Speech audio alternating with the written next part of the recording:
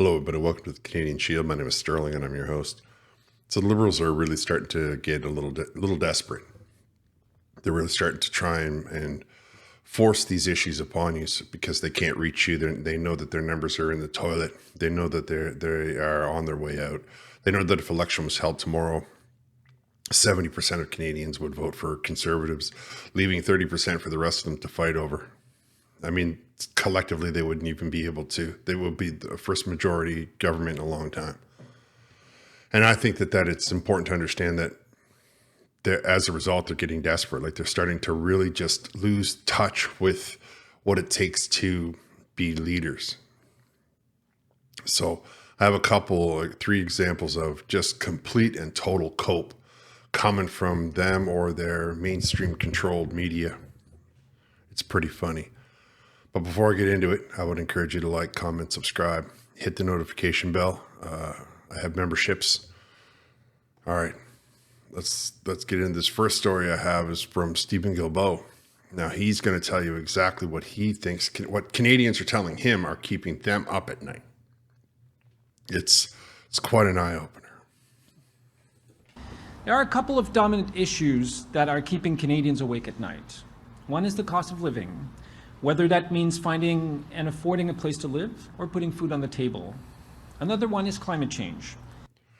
So climate change and the cost of living are the two things that are keeping you awake at night. He was trying to give everybody in British Columbia a free heat pump, which everybody knows is a disaster. You know, get the electricity that they require is just not, the grid does not support it. But I think that it's funny that he stood up there on the podium and said to you that, you know, people are staying awake because of climate change. Like, they are literally staying awake because of it. They got to worry about whether or not they can send their kids to school with food. They got to worry about whether or not they can cover their rent. And they need to worry about whether or not there's going to be carbon in the air. Do you believe that? I ran a poll. I got so far 3,300 people have responded to the poll. 99% of them, literally 99%, have said that the only thing that matters out of the two is the standard of living, the economy. 1% said the carbon keeps them up at night. But sometimes I have a little cadre of far left people who like to, give me the thumbs down and all that stuff. I don't believe that most of you are being held awake at night worrying about the economy, worried about the climate. I think that you're falling asleep at night worried about whether or not you're going to be able to pay your rent. But Steven Guilbeault doesn't care about that. You see how he just dismissed one and then said, "Oh no, the other one is climate change," and then he went on it. If you watch the whole thing, which I didn't keep because it's just a bunch of them running around trying to tell you that heat pumps work. And it's not a heavy drain on the grid. And don't worry about it. It's $250 million the Canadian taxpayers are happy to pay. All right. So this next one is from the CBC, the liberal cope media. And everybody's mad that Meta, right, is not letting them put their a newspaper up on the website. And one of the biggest reasons, of course, is that when Meta has a formula where you can pay as an ad and you can you can inject yourself into everybody's feeds, right? So they can at least try to convince people that they're reaching a broader audience, because everybody knows that the CBC and the CTV are not reaching anybody.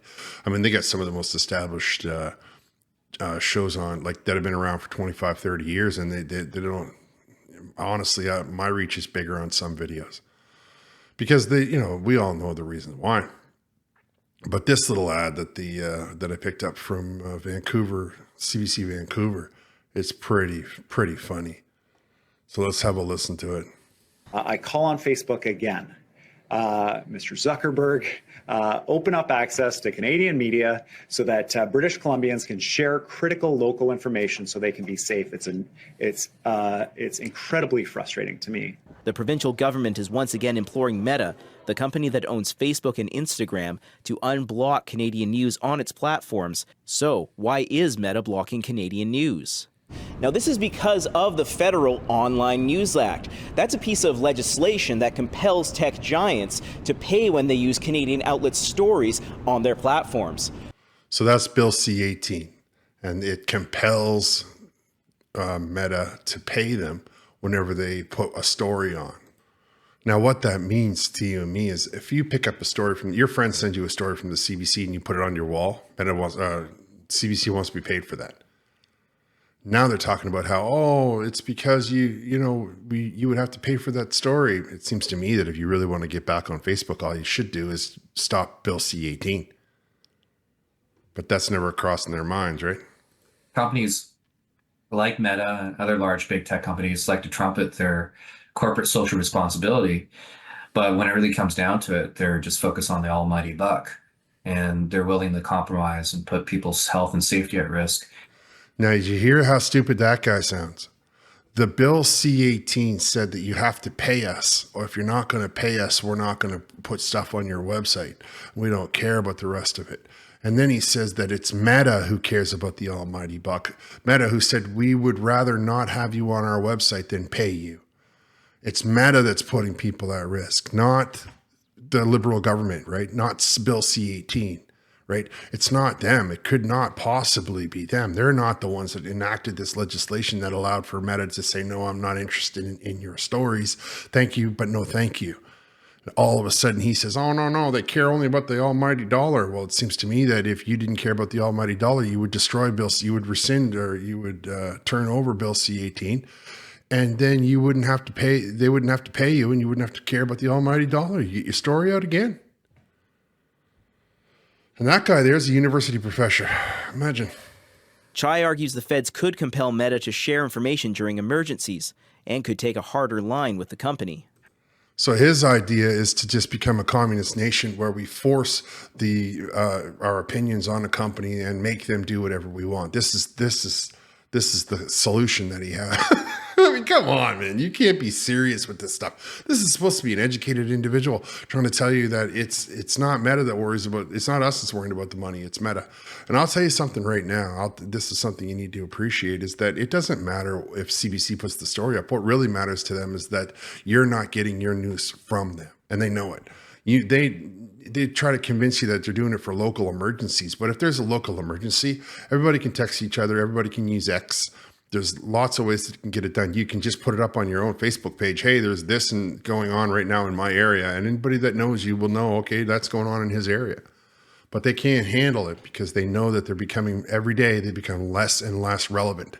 And they don't know what to do. They just simply want to blame somebody for it. And in this case, they're trying to blame Meta. And as I leave this segment, this part of the segment, I just want you to understand one thing. If Meta was losing money, they would change their position. But they are clearly not. It doesn't bother them at all. They're not losing a nickel by not having CBC, CTV, and all the other news agencies on their website. They're not losing a penny, not losing a nickel. If they did, they would do something about it. But they're not, so they don't have to. And I think that it's time that CBC and all of these people realize that they're not as important as they think they are just because somebody is sharing your information. All right, now, Sean Fraser, the housing minister, put out this little video. And I can't stand how I mean, the idiocy that it's attempting to brainwash you with. It's unbelievable. I didn't pick up the vocal because I didn't want to bother with it, but the words are there, so you'll see it.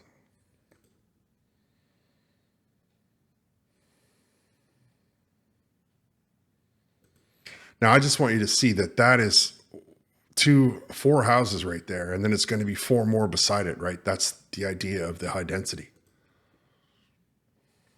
See them? Crammed right in there. You'll be able to hear your neighbor burp. Now, it's said that the houses were built in a factory in 2 hours, the components for that house, and it was put together on site in 3 hours. So if I just pull up my little calculator here, we can see that 2 hours and 3 hours is 5 hours. Then there's lunch breaks. So let's just say it's 4 houses a day, right? We know we need 3,500,000 houses to just meet the bare minimum, right? The bare minimum, that's the number that they keep saying, 3,500,000 houses. Now, it's 6 hours a house. We can say that that's 4 a day. So let's just divide that by 4, and we'll have what? 875,000 days it will take to accomplish that. And just to put that into perspective for you, there's 365 days in a year, right? So let's just go 365. And we have 2,397 days, even if we don't include the 6, which puts it at 3. So it's 2,397 years at 6 hours. At 6 hours a house, it'll take 2,397 years to hit the 3.5 million homes that they need. And that is just the wood and there's no, the list of things that house, that 6 hours does not include is the foundations that were poured. There ain't no way in the world they made that in the factory, and there ain't no way in the world they got that stuff put in 6 hours. They don't have the wiring put in for the electrical. They don't have the wiring put in for the internet. They don't have the plumbing put in. They don't have the guy ready to do the flooring. They don't have the person ready to do the gyprock. Man, gyprock takes time.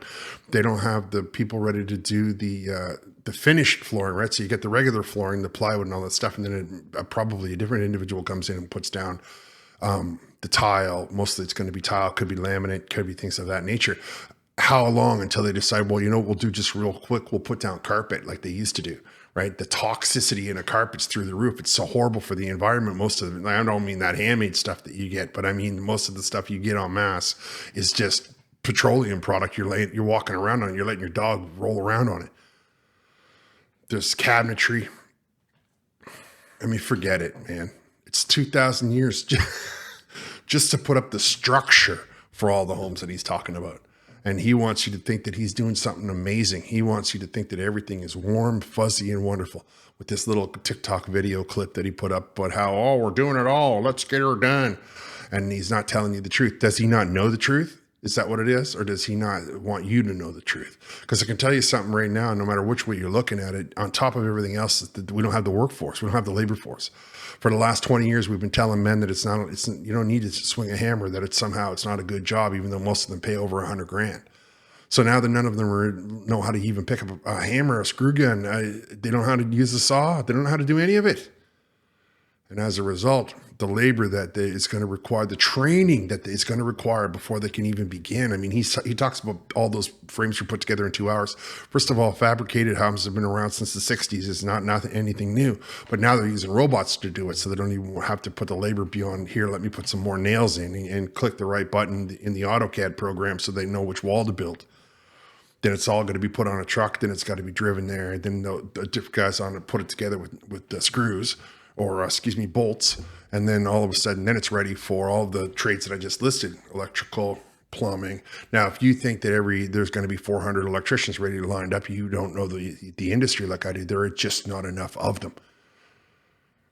So let's just keep our eye on the way the liberals are completely and utterly collapsing. Between one of them telling you that climate change is all that matters, the other one telling you that houses can go up in an 8-hour shift, and begging for the control back from the CBC because they know without Facebook they can't get anybody to pay attention to them. It's sad, really. It would be sad if it wasn't so funny. I don't have any sympathy for them. They could have done better by us in the first place. All right, I'm going to wrap here. I want to thank you all for listening. I would appreciate it if you would like, comment, subscribe, hit the notification bell, share this channel with your friends. I have memberships, and I have a link up for a GoFundMe because I'm trying to get some equipment. I'll talk to you next time.